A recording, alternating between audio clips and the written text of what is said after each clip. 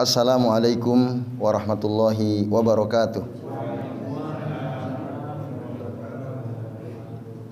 Alhamdulillahirabbil alamin wa bihi nasta'inu ala umuri dunya waddin wassalatu wassalamu ala asrafil anbiya'i wal mursalin wa ala alihi wa ashabihi wa man tabi'ahum bi ihsanin ila yaumiddin. Asyhadu an la ilaha illallah wahdahu la syarikalah wa asyhadu anna Muhammadan abduhu wa rasuluh. Allahumma shalli wa sallim wa barik ala Muhammad wa ala ali Muhammad kama shallaita wa barakta ala Ibrahim wa ala ali Ibrahim bil alamin innaka Hamidum Majid. Rabbi shrah li sadri wa yassir li amri wahlul 'uqdatam min lisani yafqahu qawli, amma ba'du. Bapak-bapak dan ibu-ibu serta jamaah sekalian, rahimani wa rahimakumullah. Semoga kita semua yang hadir di majelis ini senantiasa dirahmati Allah Subhanahu wa taala. Amin ya Allah ya rabbal alamin. Alhamdulillah Bapak Ibu, pada pagi ini kita masih bisa melanjutkan ngaji tafsir surah Al-Mumtahanah ya. Insyaallah pada kesempatan pagi ini kita akan membahas dua ayat yang terakhir dari surah Al-Mumtahanah, yaitu ayat yang ke-12 dan ayat 13. Ini ayat terakhir dari surah Al-Mumtahanah. Bagi Bapak Ibu dan hadirin sekalian yang membawa mushaf Al-Qur'an, silakan dibuka surah yang ke-60. Surah ke-60 ayatnya ayat 12 sampai ayat 13. Oke, sudah ketemu Bapak Ibu? Sudah. Kalau sudah mari kita baca dulu ya ayat yang akan kita bahas. Kami baca, nanti Bapak Ibu mengikuti setelah bacaan kami. A'udzu billahi minasy syaithanir rajim. A'udzu billahi minasy syaithanir rajim. Bismillahirrahmanirrahim.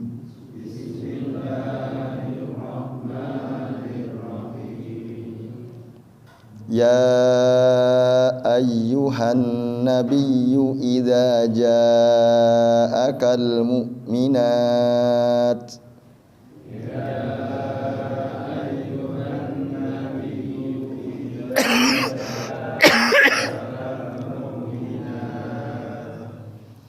idza ja'akal mu'minatu yubayyi'naka 'ala alla yusyrikna billahi syai'a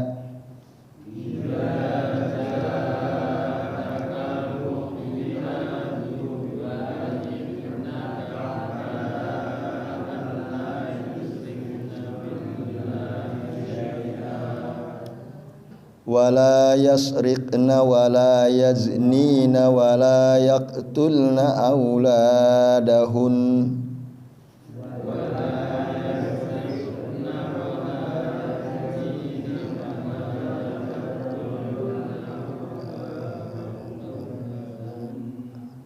wala ya'tina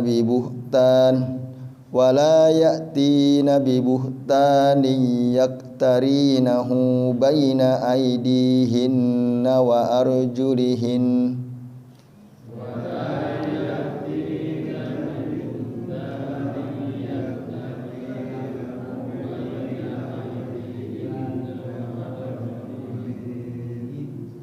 wala ya'sinaka fi ma'rufin fabayi'hunna wastaghfir lahunna Allah.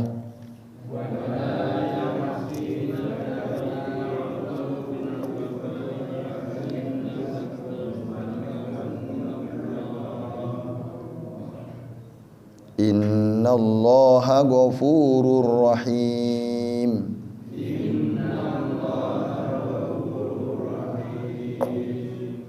Ya ayyuhalladzina amanu la tatawallaw qauman ghadiballahu alaihim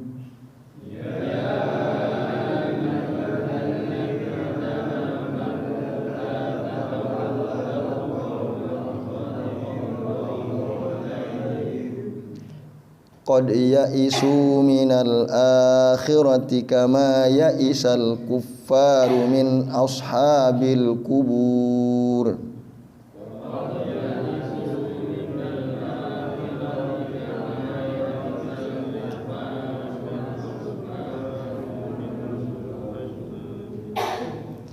Subhanakallahumma wa bihamdika asyhadu an la ilaha illa anta astaghfiruka wa atubu ilaik. Alhamdulillah Bapak-bapak dan Ibu-ibu serta jamaah sekalian, ya kita sudah membaca 2 ayat terakhir dari surah Al-Mumtahanah. Nah, pada ayat yang ke-12 qala Allahu azza wa jalla, Allah azza wa jalla berfirman, ya ayyuhan nabiyyu, wahai nabi, idza ja'akal mu'minatu yubayyi'naka, apabila perempuan-perempuan mukmin datang kepadamu, yubayyi'naka untuk berbaiat kepadamu, alla yusyrikna billahi syai'a, bahwa mereka tidak akan menyekutukan sesuatu apapun dengan Allah, wala yasrikna, dan mereka tidak akan mencuri, wala yaznin, dan tidak akan berzina, wala yaktulna auladahunna, dan mereka tidak akan membunuh anak-anaknya, wala yatina bi buhtanin yabtarinahu, dan mereka tidak akan berbuat dusta, ya, yabtarinahu, yang mereka ada-adakan, baina aidihinna wa arjulihinna, ya, di antara tangan-tangan dan kaki mereka, wala ya'sinaka fi ma'ruf, dan mereka tidak akan mendurhakaimu fi ma'ruf, dalam urusan yang baik. Fabayyihunna, maka ambillah atau terimalah janji setia mereka atau baiat mereka, terima. Wastaghfir lahunallah, dan mohonkanlah ampun untuk mereka kepada Allah. Innallaha ghafurur rahim, sesungguhnya Allah Maha Pengampun lagi Maha Penyayang. Nah, Bapak-bapak dan jamaah sekalian rahimani wa rahimakumullah. Jadi ini terjadi pada hari penaklukan kota Makkah, Yauma al-Fatah. Yang waktu itu Rasulullah SAW, ini di dalam tafsir Aisyarut Tafasir, ya, Syekh Abu Bakar Jabir Al-Jazairi mengatakan, nah, jadi kasus ini terjadi, peristiwa ini terjadi Yaumal Fatah war Rasul sallallahu alaihi wasallam, dan waktu itu Rasulullah SAW beliau berada di Bukit Sofa, alas Sofa, wa Umaru asfalu minhu, sementara Umar ada di bawah waktu itu. Nah, lalu para wanita itu datang kepada Nabi untuk mengambil baiat. Nah, ini ayat menjelaskan tentang baiatun nisa. Jadi mereka telah berbaiat kepada Nabi SAW pada Yaumul Fatah wa huwa jalisun ala sofa wa Umaru dunahu asfala minhu, dan Umar ada di situ di bawahnya.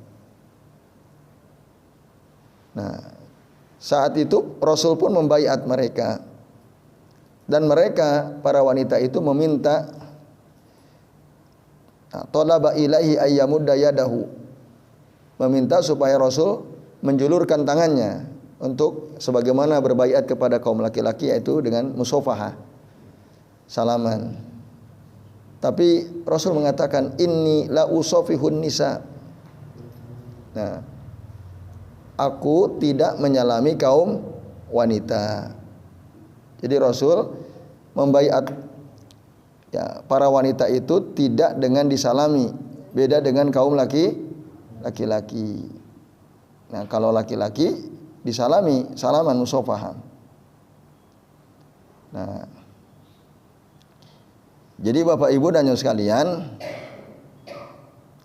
waktu itu Rasul membaiat kaum wanita hanya dengan ucapan. Kata Aisyah, Rasul wallahi ma massat yadahu yada mur'atin fil mubaya'ah qattun. Demi Allah, Rasul tidak pernah menyentuh tangan wanita dalam berbaiat sama sekali. Ma yubayyihunna illa biqaulih. Tidaklah Rasul membaiat mereka kecuali dengan ucapan, qad bayatuki ala zalik. Aku telah membaiat kamu atas hal tersebut. Hadis akhrajahu Al-Bukhari. Nah, maka berdasarkan hadis ini, cara Rasul membaiat kaum wanita itu hanya dengan ucapan. Gitu. Tidak dengan musafahah, salaman. Nah, itu diperkuat nanti berdasarkan riwayat dari Umaymah bintu Raqiqah. Beliau berkata, ataitu Rasulullah sallallahu alaihi wasallam fi nisa'in dinubayi'ahu. Aku mendatangi Rasul sallallahu alaihi wasallam dengan wanita, ya, bersama para wanita untuk berbaiat kepada beliau. Fa akhadha alaina ma fil Qur'an. Lalu Rasul, ya, mengambil baiat kepada kami apa yang ada dalam Al-Quran. Di antaranya tidak mensekutukan Allah dengan apapun. Fimastata'tunna kata Rasul, wa ataqtunna, sesuai kemampuan kalian. Nah, lalu qulna Allahu wa rasuluhu arhamu bina min anfusina. Allah dan Rasulnya lebih sayang kepada kami daripada diri kami sendiri.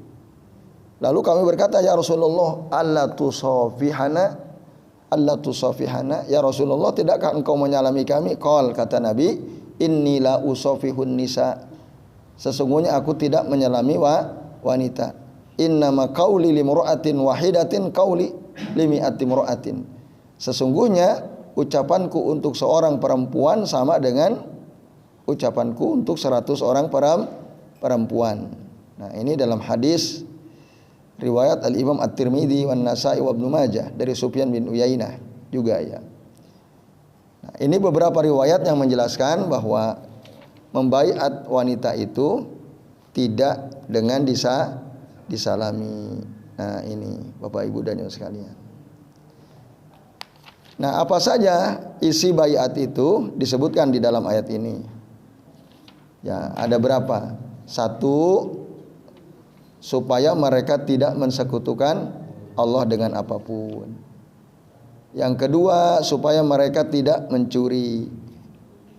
Yang ketiga, supaya mereka tidak berzina. Yang keempat, agar mereka tidak membunuh anak-anak mereka sendiri, yang biasa dilakukan oleh orang jahiliyah. Khasyatul imlak, takut miskin, ya. Yang kelima, wala ya'tina bi buhtanin yabtarinahu baina aidihinna wa arjulihin. Nah, ini maksudnya Bapak Ibu dan Ibu sekalian. Jadi kalau makna letterleknya, mereka, ya, tidak akan berbuat dusta yang mereka ada-adakan antara tangan-tangan dan kaki-kaki mereka. Nah, maksud kalimat ini Bapak Ibu dan hadirin sekalian adalah mereka tidak akan, ya, mengaku-ngaku anak yang mereka dapatkan dari hasil perzinahan lalu dinisbatkan kepada suaminya. Nah, itu yang dimaksud dibuat-buat. Jadi mereka berzina, lalu setelah hamil, lalu diaku-aku ini adalah anak dari suamiku. Nah, itu yang dimaksud. Ya, la ya'tina bi buhtanin yabtarinahu baina aidihinna wa arjulihinna. Nah, itu mereka tidak boleh gitu, ya, mengaku-ngaku bahwa anak yang mereka kandung, anak yang mereka lahirkan adalah bin atau bintu suaminya, padahal itu hasil perzinahan. Nah, itu. Jadi jangan seperti itu. Nah, maka menurut Abdullah bin Abbas radhiyallahu anhuma, yang dimaksud ayat tadi adalah apa?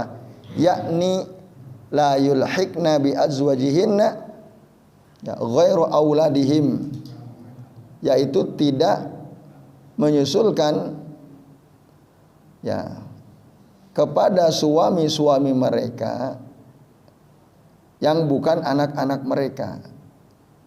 Itu yang dimaksud ya'tina la ya'tina bi buhtanin yabtarinahu baina aidihinna wa arjulihinna, kata Abdullah bin Abbas. Artinya tadi ya, mereka berzina lalu hamil punya anak, katanya ini anak suaminya, padahal bukan.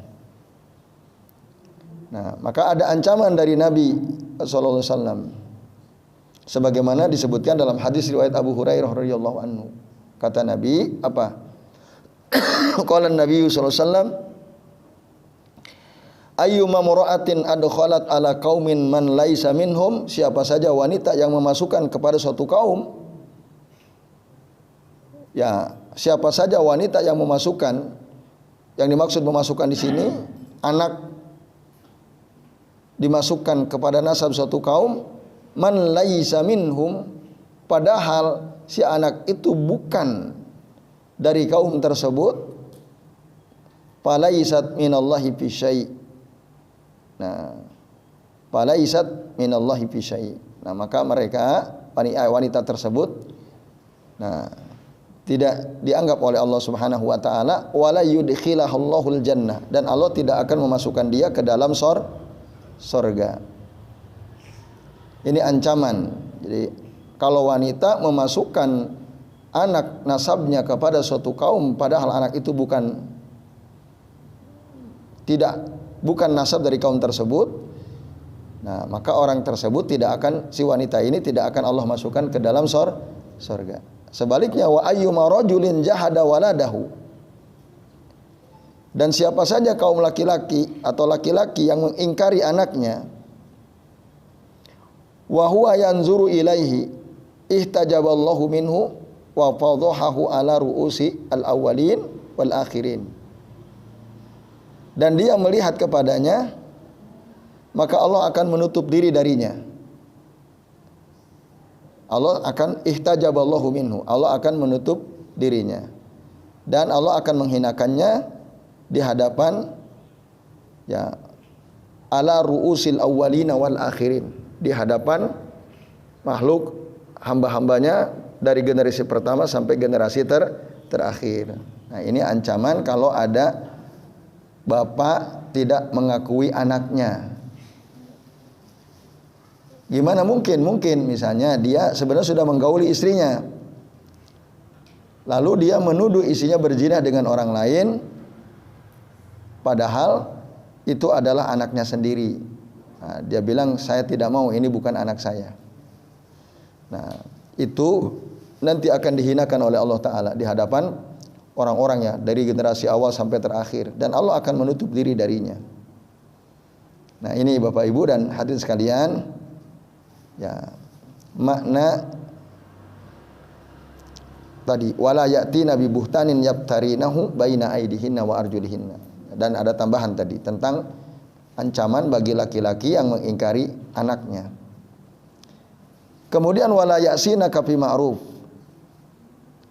dan mereka wanita-wanita itu tidak akan mendurhakaimu, tidak akan mengingkarimu dalam urusan yang ma'ruf, urusan yang baik.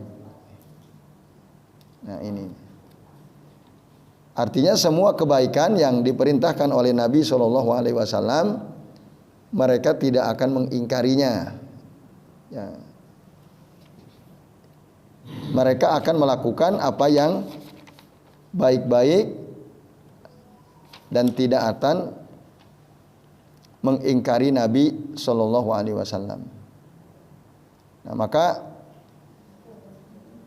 seorang wanita yang ikut berbaiat waktu itu berkata, kana fima akhadha alaina Rasulullah SAW alla na'sihi fi ma'ruf.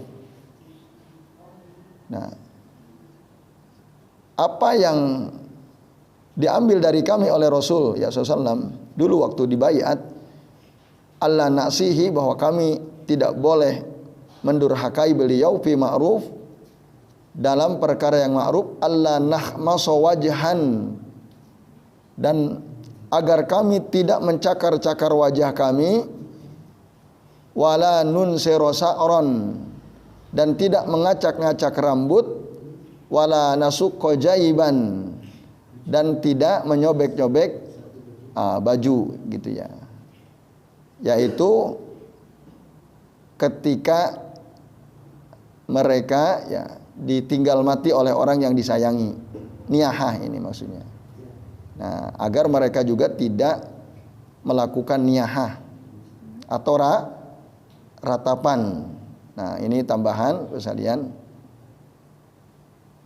Bahkan Nabi mengatakan laisa minna man darabal khududa wa syaqqal juyuba wa da'a bid'awal jahiliyah.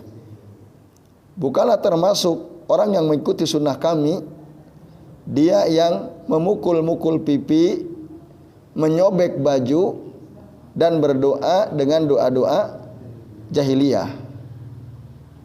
Nah, ini maksudnya orang yang melakukan ratapan ya ketika ada yang mati.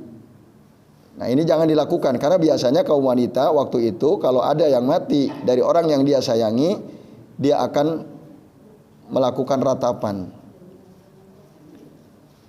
Nah, maka Rasul melaknat an-naihah wal mustami'ah. Kata Abu Sa'id Al-Khudri, anna Rasulullah SAW la'ana an-naihata wal mustami'ah. Rasul melaknat wanita yang meratapi kematian dan orang-orang yang mendengarkan. Jadi mereka kayak drama gitu ya. Drama nanti yang ada yang teriak-teriak, nangis histeris, nanti ada yang mendengar seakan-akan mereka berempati gitu ya kepada si wanita yang teriak-teriak itu. Nah, itu disebut al-mustami'ah, itu dilaknat. Nah, itu. Bapak-bapak dan ibu-ibu serta jamaah sekalian, a'azanillahu wa iyyakum ajmain. Nah, jadi kata Ummu Salamah dari Rasul SAW ketika beliau menjelaskan kalimat wala ya'sinaka fi ma'ruf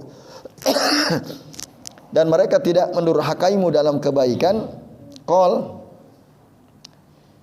itu maksudnya adalah an-nuh tadi an-niyaha, meratapi. Itu bahkan disebutkan ada hadis ancaman ya. An-naihatu kata Nabi, in lam tatub qabla mautiha. Orang yang meratapi kematian kalau dia tidak bertaubat sebelum matinya, ya, maka tuqamu yaumal qiyamati, dia akan dibangkitkan pada hari kiamat, alaiha sirbalun min qatiron, di atasnya ada pakaian dari tir yang panas ya, ibarat timah dipanaskan mencair, baju itu ya sangat panas, wa dir'un min jaroban, dan baju yang gatal. Itu ancaman bagi siapa?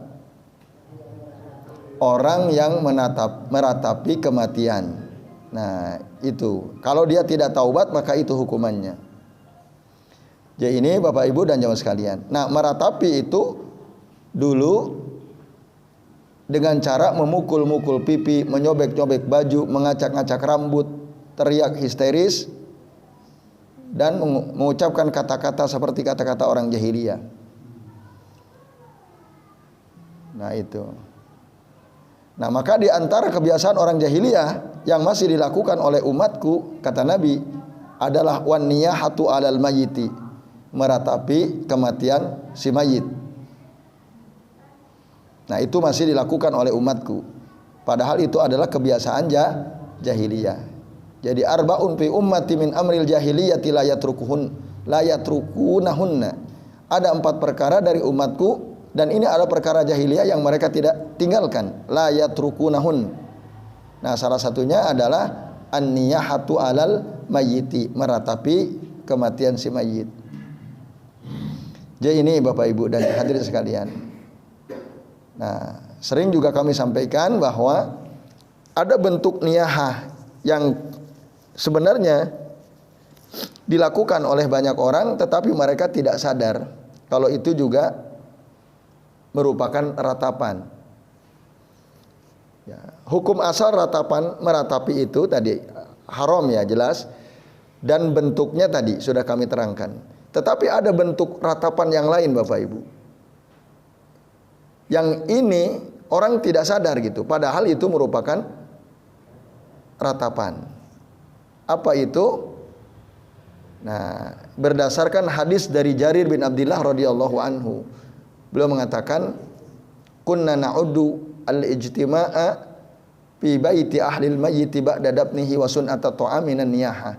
Kami menganggap berkumpul di rumah si mayit, keluarga si mayit setelah mayit itu dikubur, lalu kemudian membuat makanan, itu adalah bagian daripada niyaha, ratapan.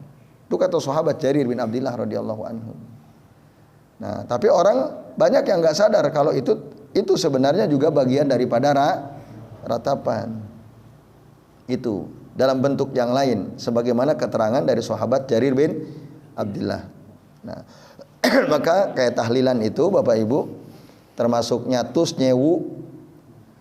Nah, itu bagian daripada aniyaha. Oleh karenanya jangan dilakukan. Coba, apakah ada orang yang taubat dari perbuatan itu? Enggak kan? Karena itu dianggap suatu kebaikan. Kan ngundang orang, kumpul, zikir, nanti kasih makanan, kan kebaikan kata mereka. Padahal tadi sahabat mengatakan al-ijtima' fi baiti ahlil mayyiti ba'da dafnihi wa sun'ata ta'aminan minan niyaha.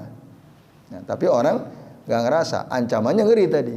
Ancamannya, nah, dia akan dipakaikan baju yang panas dan gatal berdasarkan hadis riwayat Imam Muslim tadi. Jadi ini Bapak Ibu dan jemaah sekalian, wala ya'sina fi ma'ruf. Nah, kemudian pabayyihunna wastaghfir lahunna Allah. Nah, baiatlah mereka para wanita itu dan mohonkanlah ampun atas dosa-dosa mereka kepada Allah dari perbuatan yang lalu ya, dosa-dosa yang pernah mereka lakukan, mohonkan ampun, wastaghfir lahunna Allah. Nah, ini Bapak Ibu dan sekalian.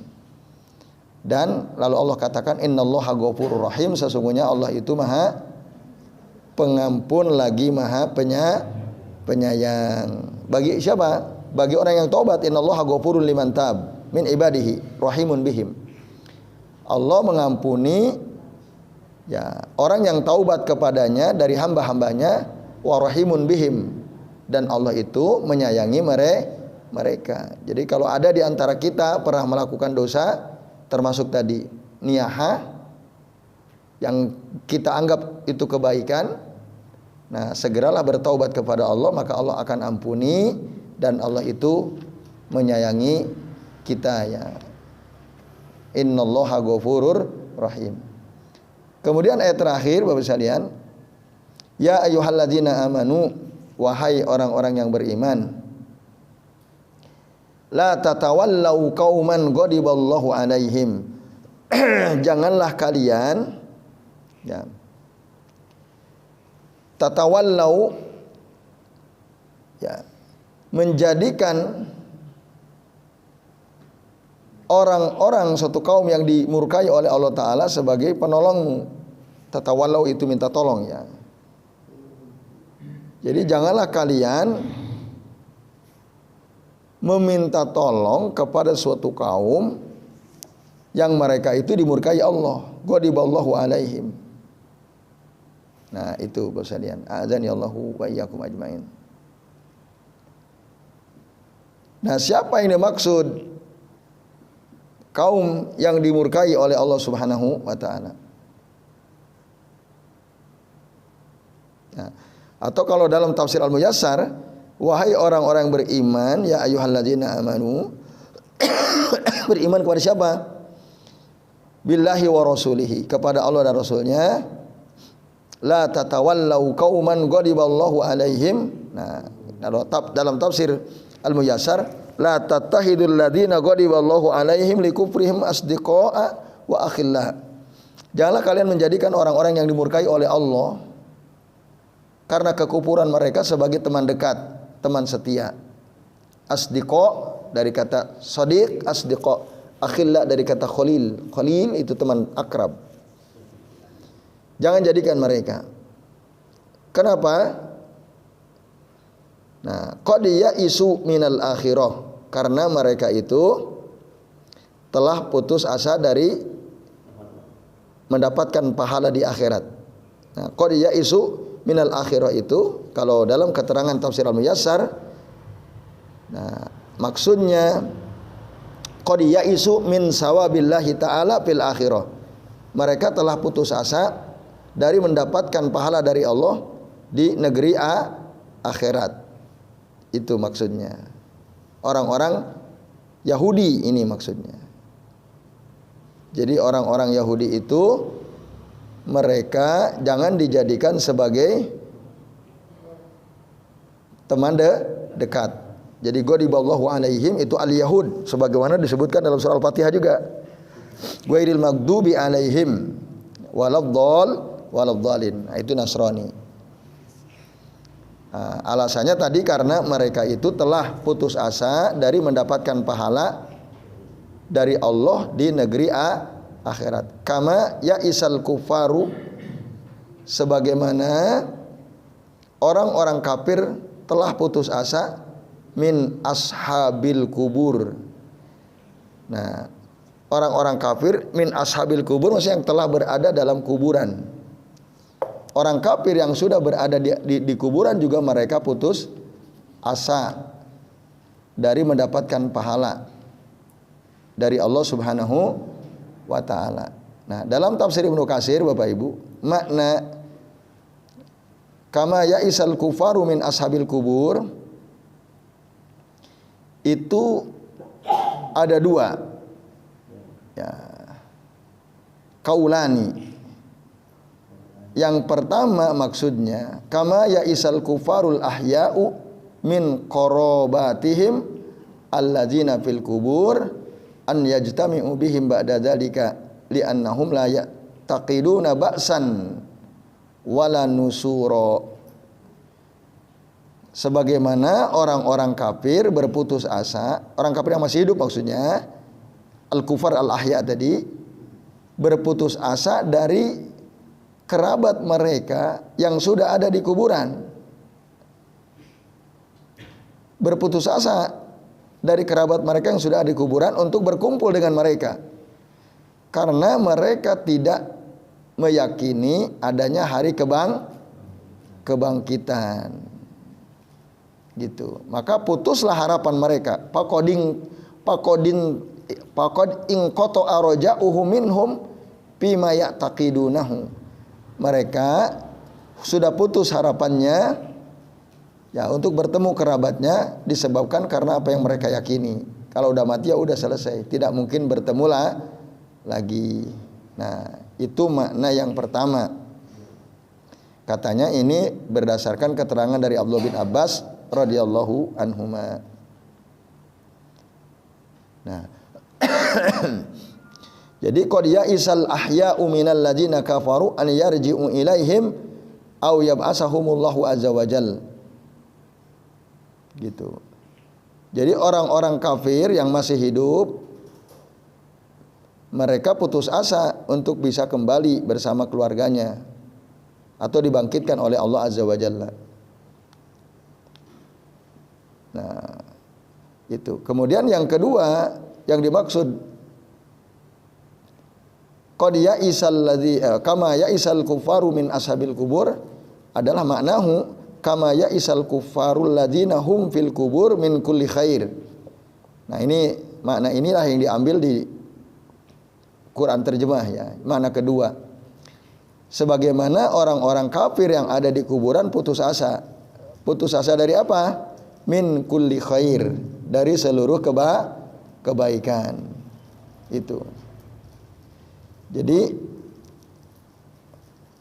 Abdullah bin Mas'ud mengatakan maksud ayat ini kama ya'isa hadzal kafiru idza mata, sebagaimana orang-orang kafir berputus asa apabila dia mati. Itu. Dari apa? Dari mendapatkan pahala tadi. Sawaballahi ta'ala, sawab atau pahala dari Allah Subhanahu wa ta'ala. Nah, ini Bapak Ibu dan jemaah sekalian, karena mereka putus asa maka kita tidak boleh menjadikan mereka sebagai teman setia tadi. Nah, lalu kesimpulannya dalam tafsir Aisyarut Tafasir disebutkan masru'iyatu ahdil bai'ati li imamil muslimin wa wujubul wafa'i biha. Disyariatkan mengambil baiat kepada pemimpin kaum muslimin dan wajib memenuhi baiat tersebut. Dulu ya. Kalau sekarang yang tidak ada pengambilan baiat ya, yang ada disumpah pemimpin. Kalau dulu rakyat berbaiat, berjanji setia. Yang kedua, hurmatu syirki wa ma zakara ma'ahu minasariqati wa zina wa qatlil aulad wal kadzib wal buhtan wa ilhaqu al walad bi ghairi abi. Haram hukumnya kesyirikan, mencuri, berzina, membunuh anak, berdusta dan memasukkan anak, menisbatkan anak kepada yang bukan bapaknya, itu haram. Yang ketiga, hurmatun niyaha, haramnya meratapi kematian. Tadi min sakkis siyabi wa khamsil wujuh wa tahaddus ma'ar rijalil ajaniba ya. Ma'ar rijalil ajanibi. Yang disebutkan dalam hadis tadi seperti menyobek baju, mencakar-cakar wajah, ngobrol berbicara dengan laki-laki yang asingnya, bukan mahramnya. Itu. Kemudian kesimpulan yang berikutnya yaitu hurmatu musafahatun nisa. Haram hukumnya bersalaman dengan wanita.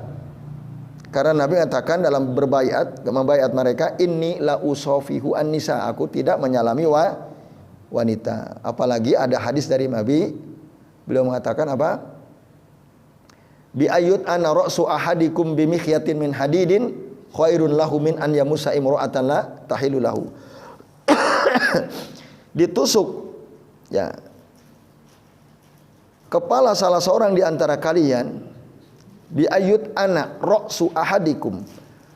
Yut'an itu ditusuk-tusuk kepala salah seorang di antara kalian ya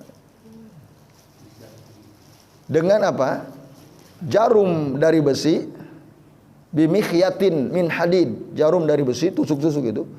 Khairun lahu, itu lebih baik baginya, min an yamussa imro'atan la tahillu lahu, daripada dia menyentuh wanita yang tidak halal baginya. Itu Bapak Ibu. Jadi kalau bukan mahram tidak boleh bersalaman, bersentuhan. Lebih baik kita ditusuk-tusuk dengan jarum dari besi, itu kata Nabi tadi. Nah, maka musafahah dengan wanita yang bukan mahram ya, itu hukumnya haram. Dengan sepupu mahram, bukan sepupu, bukan mahram. Kalau keponakan mahram bukan mahram.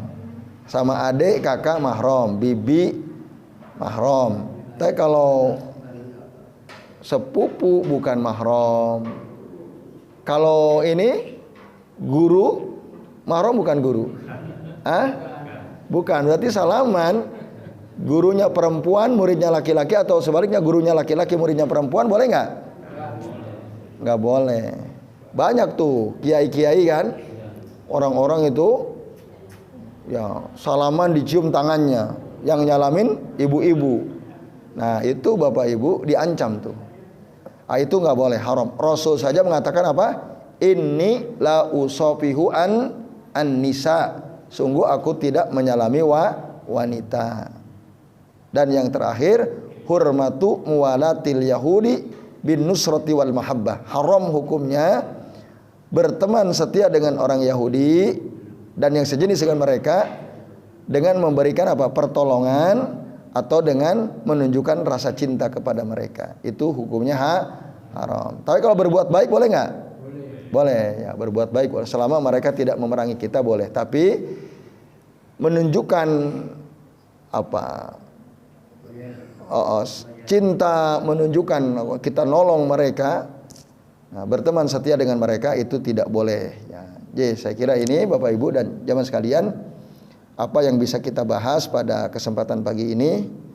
Ada sedikit waktu, kalau ada yang mau bertanya kami persilahkan. Adakah pertanyaan? Saya tanya yang tidak paham dulu. Iya.